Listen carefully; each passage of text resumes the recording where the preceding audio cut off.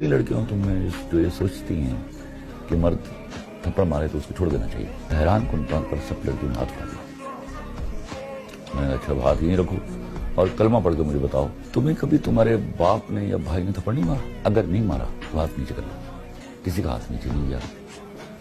میں نے کہا وہ کیسے برداشت کرتی ہیں؟ کیونکہ تم لوگوں نے پرائما فیسا بلیو کر لیا کہ یہ ان بریکیبل ریلیشن شپ ہے اور شوہر کا ریلیشن شپ بریکیبل ہے، اس لیے اس کا تھپڑ نہیں کھایا جاتا۔ رات کو صلح تو ہو ہی جاتی ہے، 2 دن بعد ہو گئی ایسے ہے۔ اس سے بیٹھ کے پوچھئے کہ حضور والا اگر یہی غلطی آپ کرتے ہیں اور میں آپ کے منہ پر تھپڑ مارتی ہوں تو کھائیں گے آپ؟ اگر تو وہ کہتا ہے کہ ہاں یہی غلطی اگر میں کرتا ہوں اور تم تھپڑ مارتی ہو میں کھاؤں گا، پھر نہ چھوڑیے اس کو۔ اور اگر وہ کہتا ہے کہ تھپڑ مارنے کا رائٹ صرف میرے پاس ہے تو اس کو امیڈیٹلی چھوڑ دیں۔